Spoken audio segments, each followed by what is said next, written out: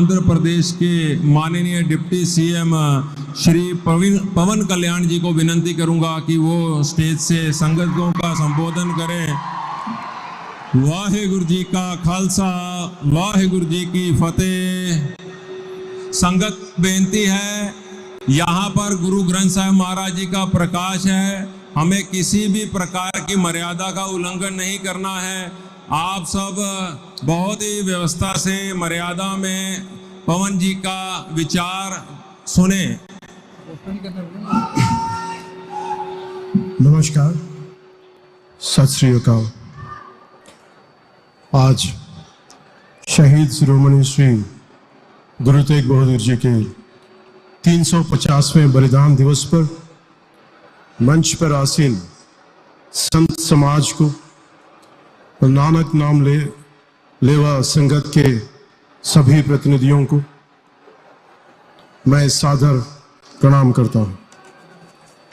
इसके साथ ही महाराष्ट्र के माननीय मुख्यमंत्री श्री देवेंद्र फडणवीस जी, महाराष्ट्र के माननीय उप मुख्यमंत्री Shri Ajit Pawar ji, doctor Vijay Satbir Singh ji, Baba Harnam Singh ji, Baba Kulwant Singh ji, Shri Hazur Sahib ji, and to all the eminent dignitaries, to all the esteemed guests, तो सभी लोगों को, माननीय लोगों को मेरा ससम्मान अभिवादन।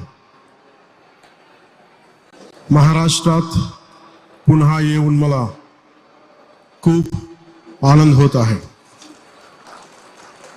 आज मैं यहाँ किसी अतिथि के रूप में नहीं, आप में से एक बनकर खड़ा हूं।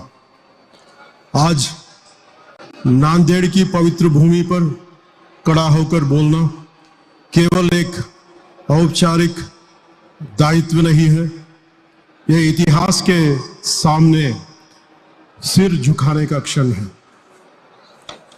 महाराष्ट्र की सिख संगत संख्या में भले ही सीमित हो, पर उसकी उपस्थिति सेवा, त्याग और नैतिक साहस से कहीं अधिक व्यापक है। Not many but mighty.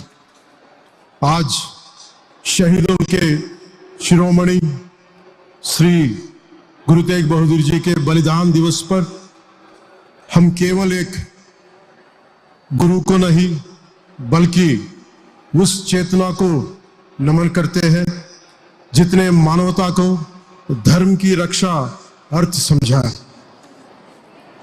Maharashtra कोई साधारण धरती नहीं है, यह वह धरती है जहां तलवार और करुणा, शक्ति और संवेदना एक दूसरे के विरोधी नहीं पूरक बने।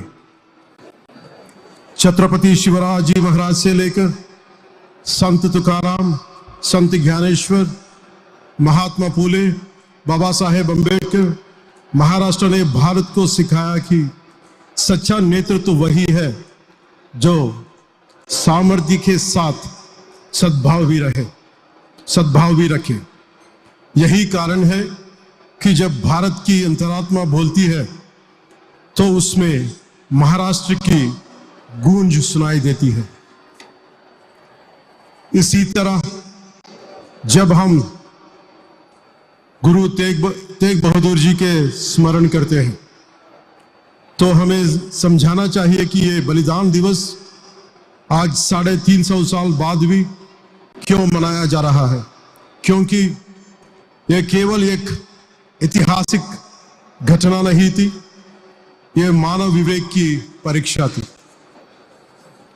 24 नवंबर 1675 चांदनी चौक भीड़ थी, भाई था, सत्ता थी और बीच में खड़ा था एक शांत चेहरा जो जानता था कि धर्म की रक्षा तलवार से नहीं त्याग से होती है।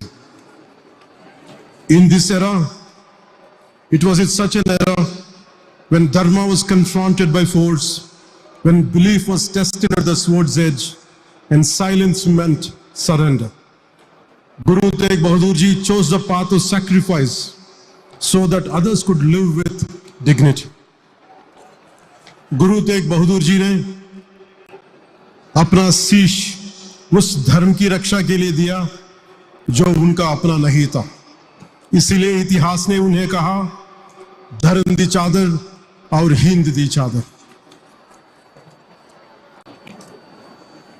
आज जब मैं इस संगत को देखता हूं तो मुझे अपने बंजारा भाई बहन दिखाई देते हैं। भाई लकी शाह बंजारा को कभी मत भूलिए। जब दिल्ली में गुरुजी को शहीद किया गया और कोई आगे आने का साहस नहीं कर पा रहा था, तब इसी धरती के एक पुत्र ने सब कुछ दांव पर लगा दिया। दिल्ली के बंजारों से लेकर तेलुगु राज्यों और महाराष्ट्र के बंजारों तक हम सब उसी त्याग और निष्ठा के डीएनए से जुड़े हैं। मैं आज विशेष रूप से भारत के युवाओं से कहना चाहता हूं कि गुरु तेग बहादुर जी के जीवन से सीखें कि भारत को ऊंची आवाज नहीं चाहिए, भारत को ऊंचा चरित्र चाहिए। आप केवल आजादी का लाभ नहीं उठा रहे, आप एक सभ्यता की जिम्मेदारी उठा रहे हैं। क्योंकि विकसित भारत 2047 हमारे आदरणीय प्रधानमंत्री श्री नरेंद्र मोदी जी के विचारानुसार केवल आर्थिक लक्ष्य नहीं है, यह नैतिक और सांस्कृतिक अध्ययन का संकल्प भी है, जो भारत को युवाओं की भागीदारी की बिना अधूरा है।